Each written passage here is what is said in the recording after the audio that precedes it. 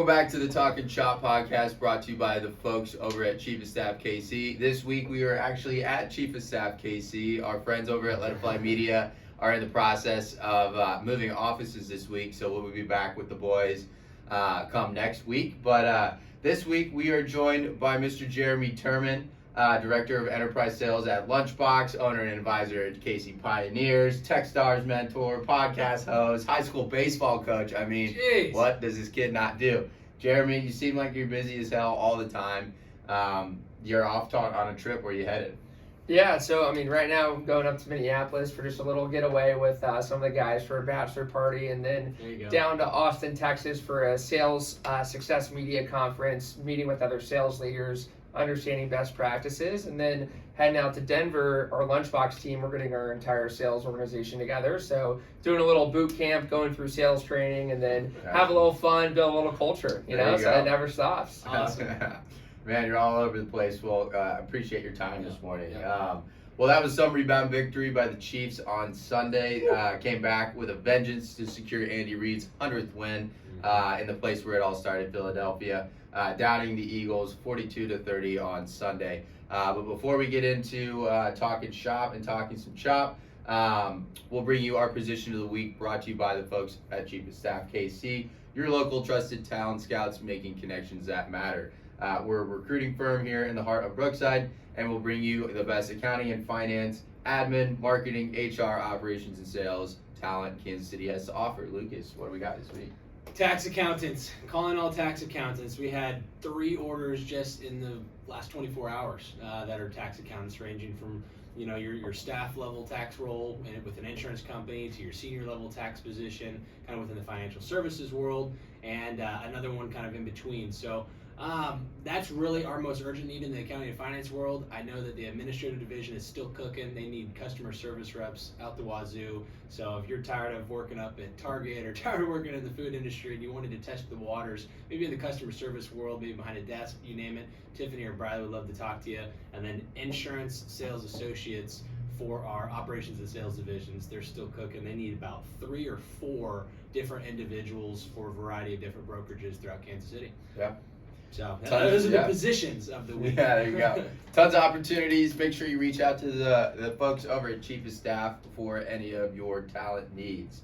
Why don't we take it away? Go ahead, Lucas. Time to talk some shop. So Jeremy, you and I have talked a little bit before, but I'd love for you to kind of share a little bit with the viewers here of kind of what you now do, because I heard you just moved jobs, so obviously that's a topic of conversation, and then also everything you do with the Pioneers. I know a little bit with my brother, so fill me in. Yeah, so I was at DoorDash for 4 years, launched a bunch of markets, managed our national partnerships the last couple of years, and just wanted to get back into the early stages, the grinding, building and scaling. I think that's what I love the most, and I'll kind of parlay into the other topics. So I actually, the CEO of Lunchbox, Nabil, immigrant founder, went from busboy to CMO, really inspirational. Just raised $20 million from Co2, a reputable VC, and he's like, look, we want to scale from a mid-market tier to enterprise, and he brought me in to help build and scale our enterprise team there. So I'm a director of enterprise sales. Have a team of about 10 reps that are working to build national partnerships. So, the prospecting, the going above and beyond, like understanding needs. So back in the training wheels of sales again. So that's the full-time day-to-day. And then you talk about the KC Pioneers and Techstars and startups. That's just back to finding people that want to build. And when you find people that want to build, you just get attracted to them, and then more just comes from it. So I got looped in with the Kansas City Pioneers about 1.5 years ago when we were trying to raise our first round of funding to get into Rocket League. And I just thought esports was, Madden and FIFA. And I realized, your brother, you're pro Call of Duty player, making hundreds of thousands a year. And so seeing the impact of high schools building programs, colleges offering full ride scholarships, we knew that, we needed to be the Chiefs of esports for Kansas City. And not just Kansas City, but the Midwest. So we're the fastest growing esport franchise in the U.S. right now, and we're looking to secure our $2 million fundraising right now. So working with some big investors in the city. to do so. You say Chiefs of esports. It's kind of funny because I've heard you've had a few signings recently of maybe some Chiefs players. Do you mind filling us in a little bit? Yeah, so we have Mecole Hardman, Armani Watts, and Andrew Wiley on the Chiefs. They're all Kansas City Pioneers. I believe it was week 2. Armani walked into the stadium wearing his Pioneers jersey. That's right. And what's so cool, we actually just announced a partnership with Sporting Kansas City. Yep. So tomorrow, a couple of the Sporting KC guys, I'm pretty sure Johnny Russell, and a couple guys are going to be playing Call of Duty with Doug Martin. I don't know if your brother, Sensor will be playing. I don't know if your brother's going to be on with that, but we're basically, these traditional athletes, they're only known for on the field and the talent they do on the field, and so they want to build their personality. Armani loves like Star Wars and like Harry Potter, and Mecole is an awesome Call of Duty player, and so letting them be able to express themselves off the field, build their own persona, and not just be known as a football player is why they're coming to us. And you see Zeke Elliott's with XSET, you have Bronny and Kyler Murray with FaZe Clan, and so why can't we be the cover of Sports Illustrated? Sure, I love it. Yep. Well, at Chiefs staff, we call ourselves the conduits of culture, and you mentioned that one of the characteristics you look for is people who want to build, right? Yep. Can you expand on that? Are there any other, like from your experience, not only managing a sales team but also building out teams within the Pioneers and even advising in Techstars, like what do you look for when you're hiring or you're trying to build that culture? Yeah, that's culture is so important. Like Pocket Points, one of the first startups I worked at, we collapsed because our culture started to become like a shark mentality. We didn't celebrate wins. So I'm a huge values person. So I think one thing DoorDash did, which was awesome, is we really ingrained our values. And it's, I now live by 1% better every day. So looking to see, like, are you getting 1% better every day? Assume good intentions. That one is so important. When you're building early on, you're going to make mistakes. And if you criticize people for taking risk, then you lose the ability to build and scale because you're like, oh, I don't want to get in trouble for making the wrong decision. Sure. So assuming good intentions is crucial. The 1% better every day. And then I love one team, one fight. At the end of the day, any organization, you will only be as successful as your team. You can, as a single person, you can only go so far. You have strengths, you have weaknesses. So, when you look at those startup companies, you look to see, are they, doubling down on their strengths and finding other people to help them with their weaknesses versus just trying to be a generalist, because it's very tough to go far as a single person, only focus on yourself. So it's always about one team, one fight. Love that. Yeah, great cultures, That's awesome. Good mantras, whatever you want to call it. I love it. We're going to switch over to some quick hitters, all right? Yeah. Football themed. I think you kind of have an idea, but Sure. First down, sack, or Hail Mary. First down being that small success that led to future success, and we'll start there. Yeah, so again, I think you got to surround. I'm a big believer of you have to surround yourself with people that you want to be. So you're the 10th person of the 9 other people you're around. And so I think it could be success in NFTs. I'm part of Magic Mushroom Clubhouse NFT. We've sold $3 million worth of NFTs in over 7 days. And so I just recently jumped into that. They needed help with business, like architecture and helping scale the business. It was just a group text. Now there's Discord and there's centralized meetings and one-on-one documents and goals. So, just again, that was just finding someone that I knew within the community, and just he was building and scaling. I don't understand NFTs that much. I'm learning more, but I knew my strengths. He knew his weaknesses. I came in, and now, I'm getting some ETH and getting into the crypto game, and I have some NFTs now. So if you check my Twitter profile out, it's a Magic Mushroom. There you go. All right, very cool. And then what about a sack? So like a recent setback that you've had to overcome. Yeah, so I think joining a new startup at Lunchbox, it's a Series A startup. There were 60 people to start the year. There's now 230. So you've hired 3 times the size of the org in 8 months. And so it's really tough to have consistency, understand to get in a routine when you're where's our onboarding process? Oh, let's build the onboarding process. Okay, what's our sales training? Oh, let's build the sales training. So I think it's also taking a step back and be comfortable being uncomfortable. Not knowing what am I going to do next week, or not knowing how we're going to solve this. Just being able to realize, okay, take a deep breath. we don't know what we're doing today. Maybe we have a little process in place. It can get better, and just tell everyone, trust the process. We'll get there. The one team, one fight, and those types of recent setbacks or maybe that uncomfortableness, you gotta sit back, embrace it, and that's where you really power through and get those results. Yeah, no, it's great. And then lastly, Hail Mary, Patrick Mahomes style. What's a big lofty goal that you have in mind or in your sights for this next year?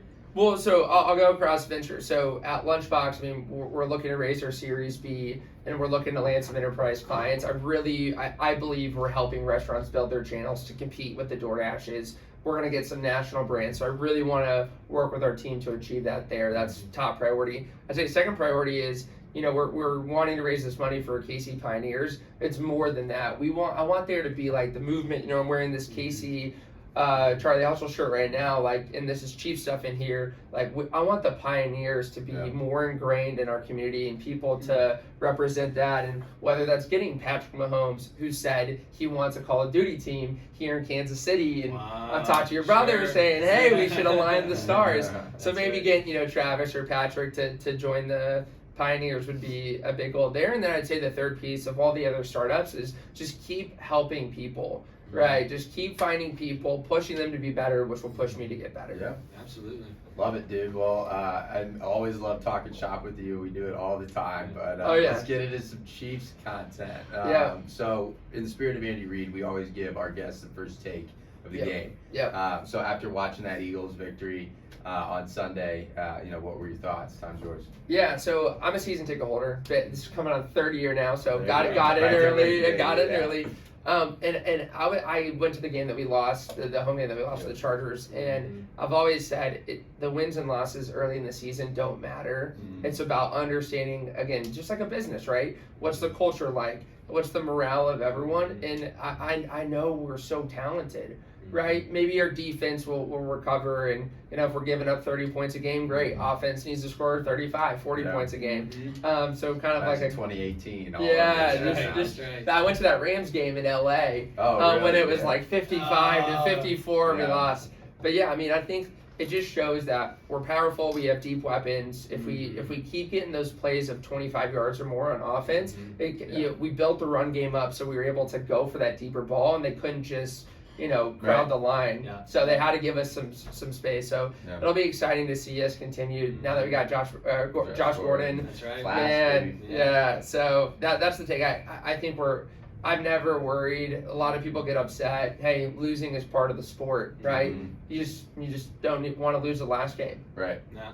100%. Agreed. I think we silently put together the best game of the entire year, obviously, but I left that game thinking man, we left so much on the table, and we still put 42 up. No, the national media is not talking about Tyreek's 3-touchdown game, 186 yards, 10 plus catches. They're not talking about Patrick's 5 touchdowns. They're giving the AFC Offensive Player of the Week to Joe Burrow with 2 touchdowns. And it's just I think the entire league is just tired of the Chiefs being so good. And so, like I said, we've silently put together this phenomenal performance where we could have been so much better, and so we can build on that. Yep.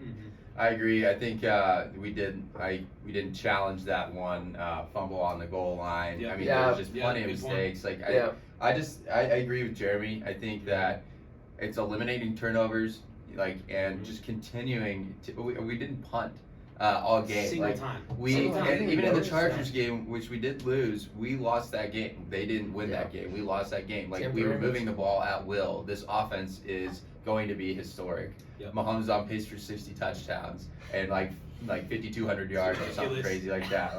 We're gonna see some fireworks, and which will lead us into this Bills Mafia game. So, you want to take it? Yeah, absolutely. So, Bills Mafia coming to town, Sunday Night Football.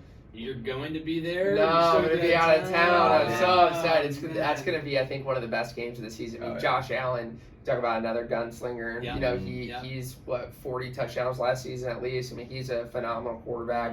I think again, it just comes down to the team wanting it more, right? It just everything, business to sports. It's you're going to leave everything on the field.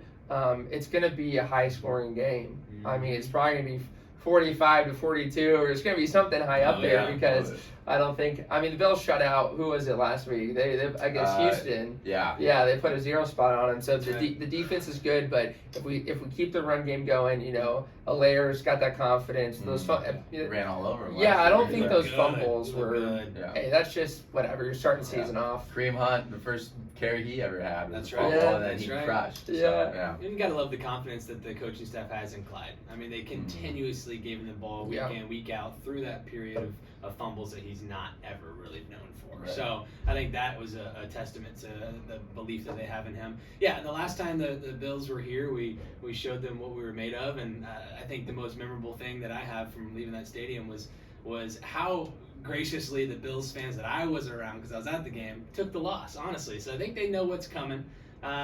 We'll see. I truthfully believe it's going to be I hope it's blowout. 500. I hope it's 500 yards each team. Yeah. I hope would love it's to just. see another I just game. hope it's back and forth. I- But just like touchdown after touchdown after touchdown. That's what I'm really hoping for. I think we're pissed off. I really do think it's going to be a 2-touchdown win. I don't know why, but I'm feeling this dominant victory Oh, yeah. in primetime for the Chiefs. Yeah, I mean, I'm very excited. Like, I think whenever we get good competition like this, like they always rise to the occasion, and they always show out. Primetime Mahomes, Showtime Mahomes, Mhm. he always shows out. So I think it's going to be a high scoring one as well. Let's get a firm score prediction from you, and then we'll go around the table. Yeah. All right, 45-42. 45, Ooh, 42. Gonna keep it close. I'm gonna keep it Okay. close. I All think it's gonna right. be close. It's gonna be similar to the Eagles score, but we'll go with like 42-28. All right, I'm going 38-31 Chiefs victory on Sunday night. So Love it. sounds like we're all in agreement. High scoring game, should be an action packed Sunday night football. We're gonna be waiting all day for Sunday night. That's right. Well, that does it for week 4 of Talkin' Shop, brought to you by Chief of Staff KC. Whether you're listening on YouTube, Spotify, Apple, wherever you get your podcast, make sure to subscribe and follow us along all season long as we interview some of Kansas City's top execs and personalities. Jeremy, thanks so much for coming and Appreciate chopping you, up man. with Yeah, us. this is great, guys. Yeah, best of luck, safe travels on your flight later That's right. today and the rest of the week. But we'll catch you all next week, and as always, Go Chiefs. Chiefs. Go Chiefs.